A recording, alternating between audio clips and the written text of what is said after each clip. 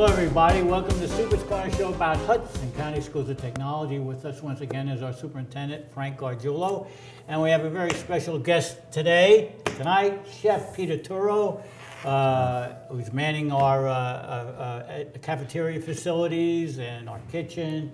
And we're going to talk a little bit about an overview of what you do there, and maybe a little later on we're going to talk about his planned proposal for a new culinary course. And I must say before we start, great improvement. Thank you. I've been eating there every day basically, and just love the food. Thank you so much. Tell us, give us a little background of yourself, Peter, before we... Well, believe it or not, if I would have known I'd be in food after all these years, years ago I probably would have said no, but I always had this desire to open up a store, and I was in insurance. I took the law school admission test, wanted to go to school, be an attorney, and my dad wanted that, and I thought that was the way to go. And so, but food has always been a part of growing up and our family and stuff like that. So I was always a food hobbyist, and it was always, you know, especially on Sundays, cooking, my days off, and trying new things.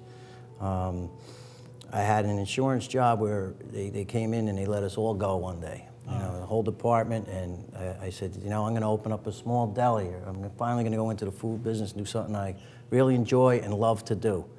And I went down to Hudson County Community College, signed up with the goal of opening up a business. And when I saw all the wonderful things that were in the culinary world, and I just decided to dive headfirst in and work towards becoming a chef, which is a lifelong of learning. Really good. I was fortunate enough to come on board with post-secondary about 12 years ago or so. Right. And cook with the post-secondary program, which led to a day job at the Jersey Safety Center. We want to expand our program, and we also want to expand our cafeteria facilities to get our students more involved. So I decided to transfer up to high-tech high school and work in the cafeteria to begin Well, with. Frank, I want to, maybe you brought him up, and we've got a whole new kitchen and everything, and I know you're in the food business too, and what do you think so far this year? Well, what I think, first of all, I think that we're on the right track. Chef does a great job. Right now, he's just really running the cafeteria and providing food for staff. And I say that not as a small thing because it's a huge thing, because, you know, everybody's in the food business. Everybody. When you really think of where the world functions today, I mean, I just, in my own life as I'm getting older, my wife and I, everything revolves around food with the grandchildren, or when we go out to eat, basically, and that's what most people do today. You know, I mean, even if you go to a movie or a theater or something, you cook, you hook it up with some place to eat. So food, and I don't want to be that limiting that food is the only thing, because culinary is a big field. And we put $1 million kitchen in here this year, and the chef's going to tell you about it, and we're expecting to expand that because kids love that also. Because everybody eats, and everybody, and in America especially, everything revolves around food. Well, I guess most places in the world. I mean, so I'm excited about it. I'm excited about the prospect, because what we're doing here is, the intent is eventually that the students run everything. And that there's real jobs waiting for them. The kids want to go to post-secondary, to one of the post-secondary, either the community college or one of the four-year colleges to continue in that thing. We turn enough people on. There's great opportunities out there in that area. Oh, yeah. So, you know, we're all Italian here, or you're half Italian, right? And Sunday meals for me, Sunday was a big occasion, it was a big event, and, you know, everything came out, and tons of people, and it was really a great bonding, connecting time, kept the family together, and a little later on we're going to see that in some of the meals, but let's talk a little bit about the importance of food in most cultures. I mean, Italian culture, it's a passion, I think, you know. So. We had it there, and with the students that we have, I've seen it now in all the other cultures. I'm seeing it in the Latin American community. I'm seeing it in the Indian community. I'm seeing it in all the students that we have, a diverse range of food, and it's great. I've learned so much about cooking from them, and they're bringing their traditions into the classroom also. You know, it's not just the pasta that we all grew up in and everybody was over. They have this going on in their homes, and they're bringing back that family approach to eating and spending that time together, like you mentioned with your grandchildren and stuff like that. A few years in our own house, we started Sunday dinner again, probably about 6 or 7 years ago, because I said, you know what, nobody gets together anymore. Everybody's so busy with this sport and that. And my sister-in-law does a great job every week and puts out a nice Sunday dinner for everybody, especially when kids are home from college. Well, we want to expand on that here with our program, that someday our students are going to be able to graduate our program and get that job. Hopefully they'll be working right alongside us in the cafeteria. We've been very successful in our Jersey City Center with getting students jobs and people coming in, changing their careers, even later in life with post-secondary, to get out there in the community. And Mr. Gargiulo, with his vision, is the exact same vision I have. For the students, by the students. The food will get much better, even more homemade than it is. And we just want to continuously improve on that and raise the bar and start. Hats off to the students, because they're healthy eaters. You mentioned the salad bar earlier. They ask for that. They want that. They want their vegetables. They're eating their vegetables, Quickly, lately, we're which going is to have good. to go to another segment, but tell us a little bit about the culinary arts program for next year. What we're looking to do is, we had an overwhelming response with a club this year alone. We had over 100 students sign up within the first week of school. We run that club twice a week. We want to offer it both as an elective for a student that just wants to learn how to just dabble in food and cook, and your food hobbyist and understand food. And in college, it will help them. I tell the students that it will help them when they want to make something on their own someday. And then we're going to have our regular culinary program, where it's a little more formalized, where our students will come in, and we basically start with safety, sanitation, career opportunities other than being behind the stove and cooking. You know, there's food photography, you know, everything, your food TV and things like that. So we want to prep them for any area of that, stylists, all of that. And we run pretty much a similar program that we did in Jersey City. We're going to just bring it up here for the high-tech students and have them everything soup to nuts, pretty much. Looking forward to it, Frank? I am. You know, I mean, we took a big jump in our food service program. That's the traditional meals kids get every day. I mean, we've upped that significantly. And, you know, it's like you know, I think Napoleon said the armies travel on their stomach. Well, schools operate on their stomach also. You know, I mean, and I hate to have the conversation wrap around how bad the food was today. You know, how the conversation has changed. The conversation today up in my office was how great the soups have been. I have to tell you that, Sheriff. Thank you. But every day is something different, you know. So it's last year we were saying how many more days of chicken McNuggets can you have, you know? But so we took a giant leap, you know. I mean, and you know, if we keep improving on that. And a big thing that also is assessing the customers. The students themselves, and the chef does a lot of that stuff. What do you just want? You know what I mean? And what makes it work? Because, you know, we got in the diversity of students today some require vegetarian meals, some require, you know, a lot of different needs and stuff. And how do you make that food healthy, tasty, and where the kids are going to buy it? There's no sense of offering stuff at the end of the day you're going to throw it away. So, you know, all of those pieces come into play with it. So I'm really pleased with the direction that's going. So I'm getting real hungry. So he promised he's going to fix a meal for both of us. So let's go get that meal and see how it's done, okay? I'll be right back after we eat. Welcome back to Super's Corner. Now, I told you we'd go back and to the kitchen and see how real Italian meal is made. This looks pretty Italian, doesn't it, Frank? Yeah, my part today is eating, not talking. So let's get with it. Okay, so we're going to talk to Chef Turro here, and he's going to tell us how things are put together. Probably we mentioned earlier about the Sunday dinner, and one of my earliest food memories were we moved in with my grandmother. And 6 o'clock, probably the first Saturday I was there, she was up and she was in the kitchen making meatballs. So today we want to show you how to make an old-fashioned meatball. We have a mixture here of ground beef, pork, and veal, which is a traditional meatball mix, and a meatloaf mix that you can get in any shop right. I'm assuming that the reason they used those three combinations eventually was because we made use of everything. A breadcrumb was grated by hand. We didn't go to the store and buy them. We saved the stale bread and we made our breadcrumbs with those.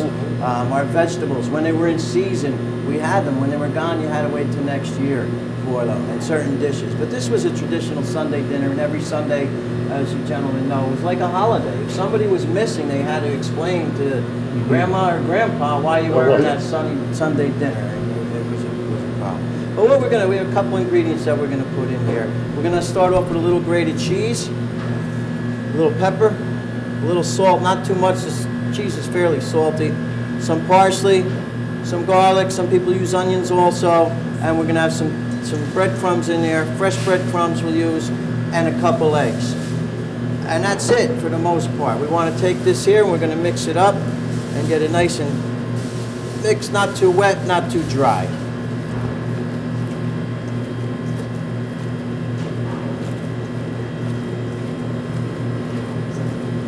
Once you have your meatball mix all mixed together and the eggs all combined and the breadcrumbs, and you could roll a ball out of it, here at High Tech, what we'll use is an ice cream scooper. Its portion sizes out correctly, but part of the fun was, you know, if you're a kid and there's something to handle, or if it was an old piece of dough to keep you busy, they'd keep you busy with it. And here, you want to roll meatballs, you roll them up and eat them. And you know, eventually there was a point in the day that I'm sure you all witnessed that somebody got in trouble for eating all the meatballs out of the pot. So we just take them like this. Then what we do is we fry them off right in our pan here, a little bit of oil, and brown them. After that, we would remove them from the pan, and then we'd start our tomato sauce and put everything back in that same pan. Some of the other things that went along with that were pork neck bones or veal neck bones, braciole, which we'll show you in a second how to make, some Italian sausage, your meatballs, and anything else. I mentioned to Mr. Gargiulo a little bit earlier that they used to put a big piece of pork fat in there. Well, they called it golden. And some of my uncles, they would fight over who was getting the golden. It was pure fat. I'm sure it didn't help their hearts. It gave flavor to the sauce, but you know, they were going back to the Depression on some of this food, and every part of the animal was used. Just like it still overseas, every part of the animal gets used. Okay, now we're going to show you how to make a braciole. This is a piece of pork. You could use pork or veal. And we just took a round piece and we pounded it out into a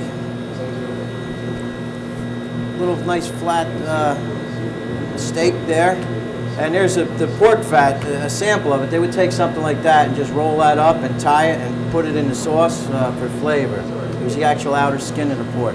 In here, what we want to use is we're going to use a little bit of cheese again. Cross utilization of the product. Everything was cut and chopped. It went in the meatball. You used the rest in the braciole.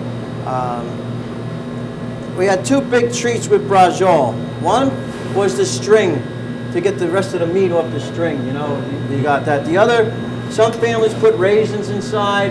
Others may have put pinoli nuts. Ours was the pinoli nuts, and I'm fortunate enough to have been exposed to these different products at an early age to understand them. Things like eggplant. You know, I get to school, some students still don't know or never ate an eggplant. You know, so we try and let them taste all that stuff.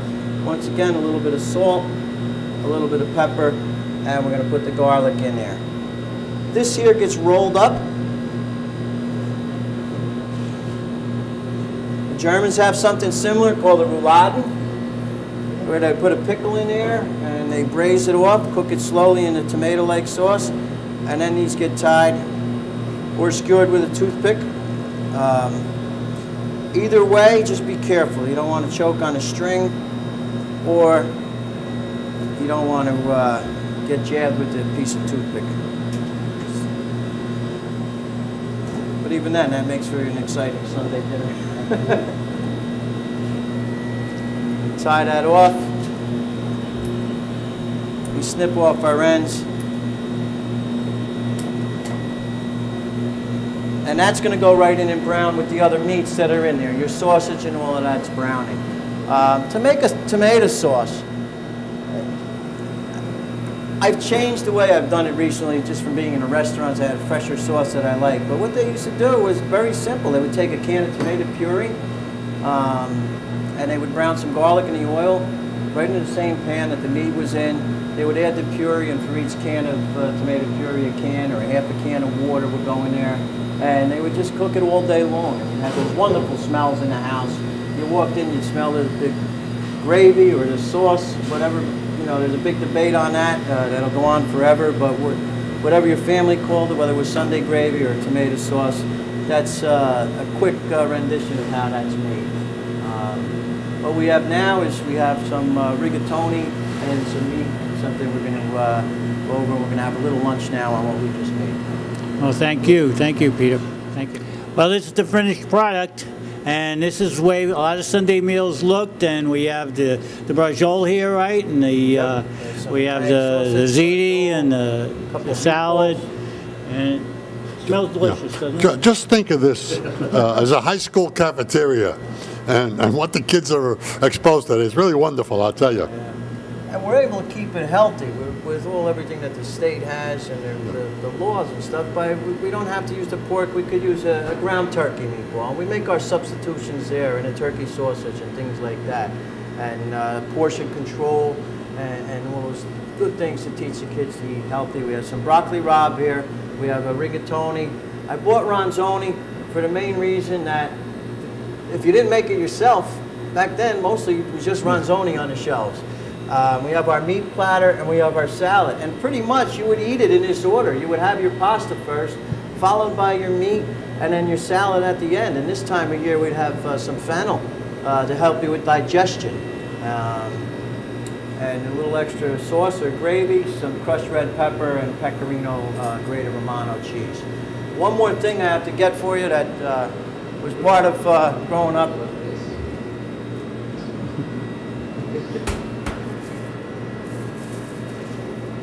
Where's the cheese? Oh, there it is.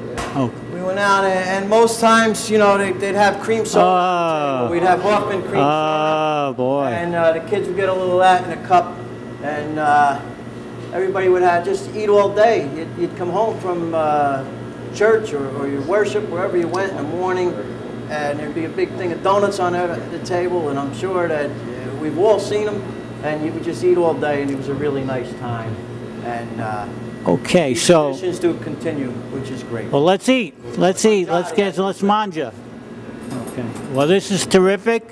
It smells great, and we're going to cut out because we want to eat this wonderful meal. And thanks for watching Super's Corner with Frank Arjula, Superintendent of Schools right here, Hudson County Vocational. And thank you, Peter Turro, our chef, for a wonderful presentation. And it smells like a wonderful meal ahead of us. Thank you. I'd also like to take this opportunity to thank Mr. Arjulo, the Board of Chosen Freeholders. Thank you. You know, the Board of Ed for the county, everybody that works in this kitchen, Dr. Gemarella, our maintenance staff that's really stepped up this year to help us out, getting this off the ground. And it's, like we mentioned earlier, it's only going to get better, kids.